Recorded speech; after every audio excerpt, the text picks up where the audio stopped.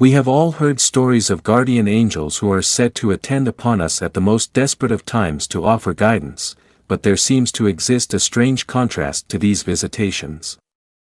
For many people who are at their weakest and most vulnerable also report seeing dark entities, whose intentions seem malevolent and sinister. What are these demons on the fringe? Regardless of where mankind's many civilizations and religions originated, there is a prevailing notion that death is not the end for us. The belief in some form of afterlife is almost universally accepted amongst the cultures of this world. In almost every religion, there are theoretical realms which mirror the Christian concepts of heaven and hell. With morality being the arbiter of our final destination, all dependent on how we elect to live our lives. And contained within those two opposing kingdoms, there are escorts and emissaries waiting to usher the deceased onwards into the spirit world. Counterbalancing the depiction of angelic beings, there are writings and drawings of far more malevolent entities, dark creatures dispatched by their masters to lay claim to the souls of those who have been selected to continue their existence in a place of purgatory and punishment. There exist countless reports regarding the actions of such entities, testimonies from those who claim to have survived attempts to remove them from the living world. From witnesses involved in near-death experiences, or others who have been present during the passing of those dearest to them. And if such accounts are to be believed, regardless of your own personal interpretation of heaven and hell, it is clear that these beings are utterly indifferent to our wishes and desires, be they evil in nature, or mere servants to the instruction of a higher power. They will inevitably achieve their goal. Commonalities in the physical description of such beings across the ages make for troubling reading, adding credence to the arguments that they have always moved amongst us, claiming our loved ones.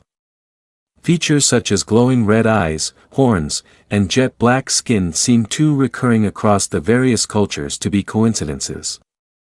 And nowhere are such stories more prevalent than inside the corridors and side rooms of countless hospitals located around the globe, where so many people find themselves in a kind of limbo when they are at their weakest and most vulnerable, sometimes receiving a visitor who is both unexpected and most definitely unwanted.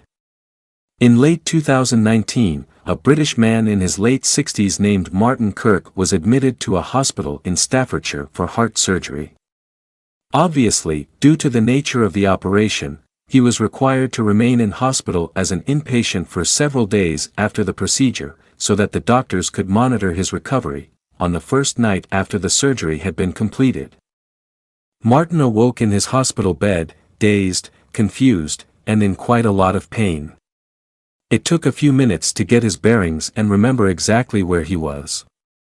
Although it was dark, he had an overwhelming sense that someone else was with him in the small room, and for some reason, he did not feel safe or comfortable with that presence. So vivid was this feeling that he reached across with a heavy arm and fumbled with the switches next to his head, until he found the one that turned on the bedside lamps. In the dim light, he began to see movement in the shadows being cast against a nearby wall. At the very edge of these shadows, there was a strange shimmering, as if something was shifting around within them.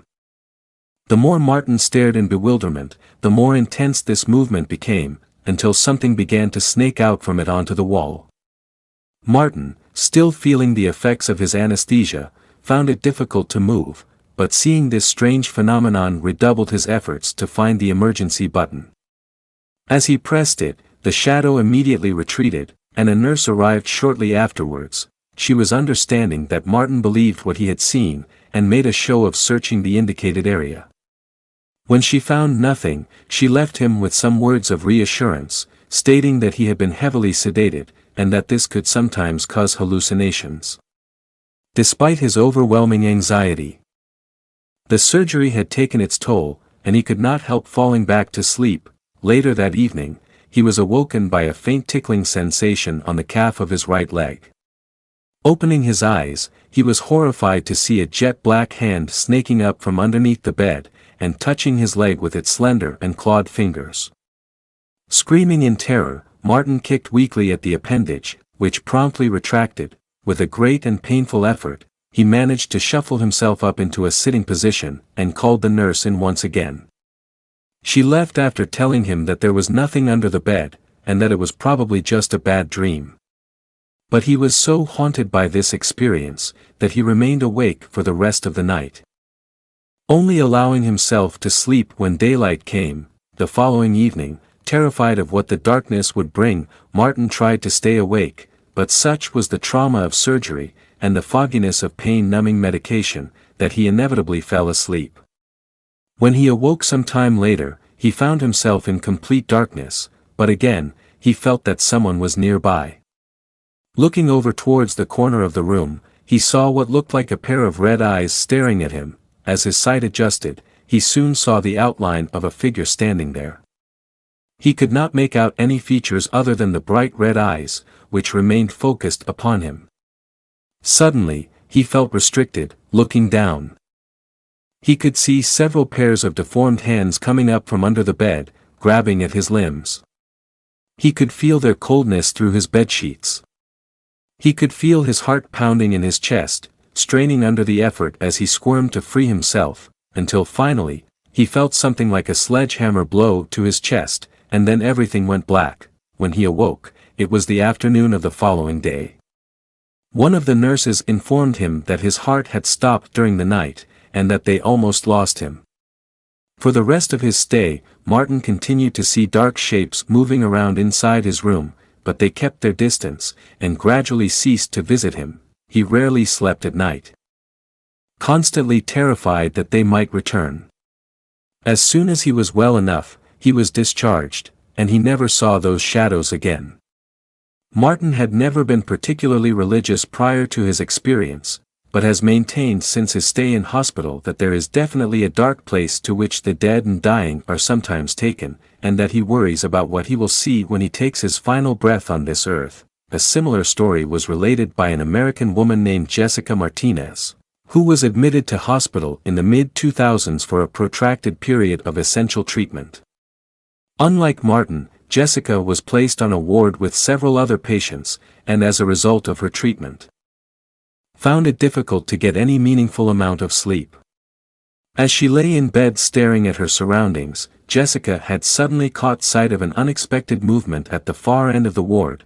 With all the other patients apparently asleep, and no medical staff in sight, she was curious as to what this movement might be, and peered through the darkness in an effort to identify it. At first, she saw nothing.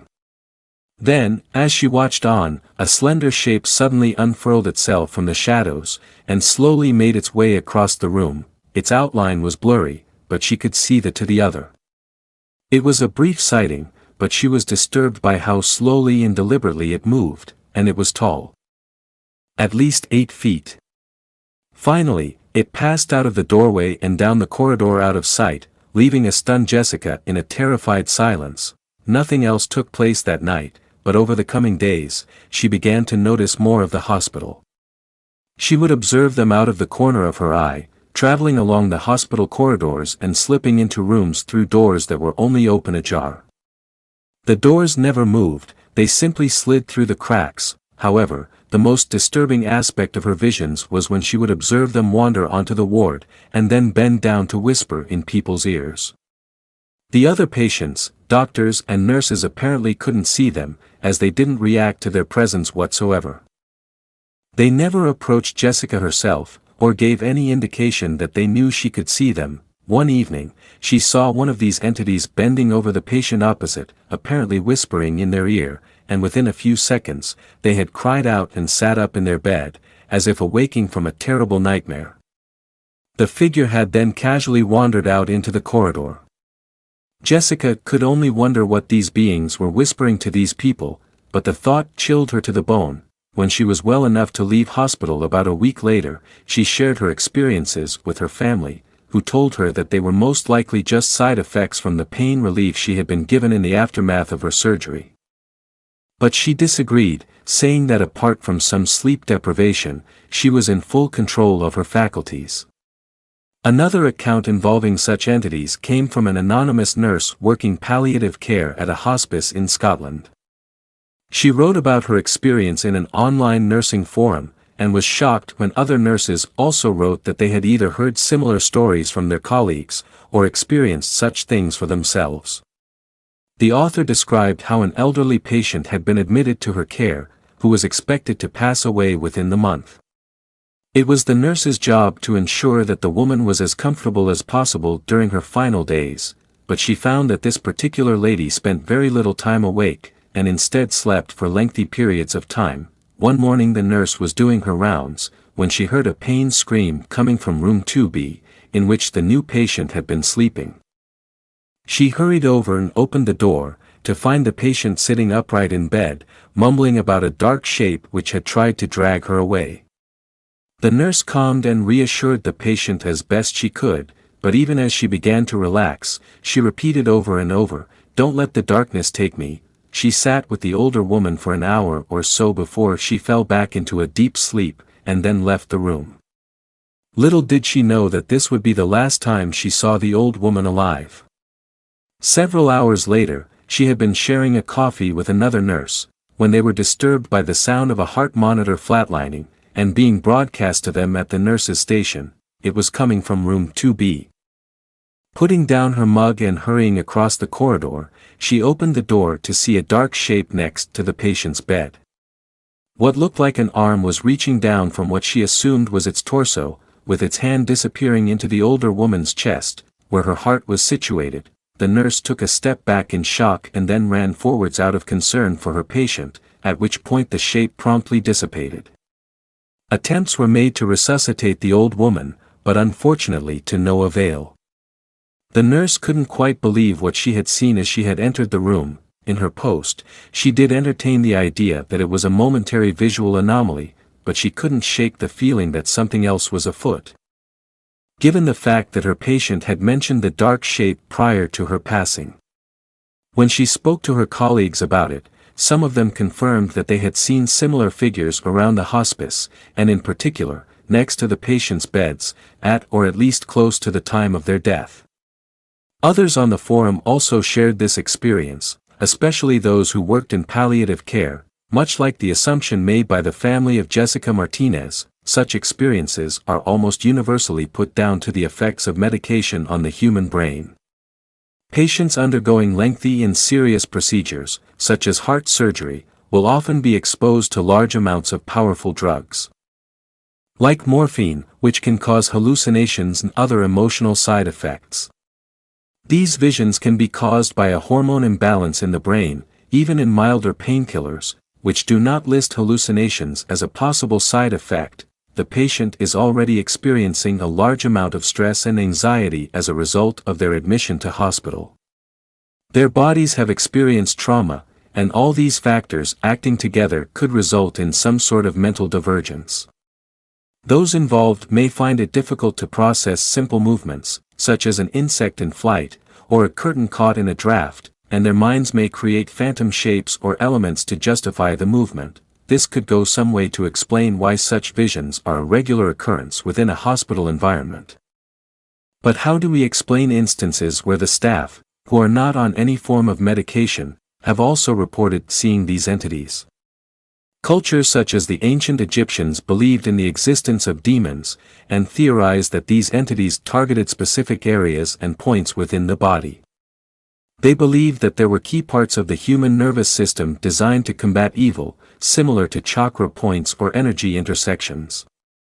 When a person was close to death, it was believed these points became weaker and less functional, and it was at this time that a demon would attack and take control of the person's body, shutting it down and then taking their soul. As such, ancient Egyptian medicine centered around the various channels which circulated through the human body. And efforts were made to keep these channels and energy intersections free from interference, which would otherwise allow an entity to exploit such an obstruction and use it to cause death. With this in mind, it may come as no surprise that patients of heart surgery in particular report seeing these so-called demons more than any other, and subscribers to the concept of chakra points would argue that it's because the heart chakra, the body's main energy intersection, has been severely disrupted. It is perhaps interesting that religious belief seems to play little part in the existence of these proposed entities, regardless of whether those involved accept the existence of a higher power. Encounters with these so-called demons take place across the world, irrespective of the culture and faith of those involved. In any case, whether these beings are real or imagined, they are no less terrifying to the person seeing them.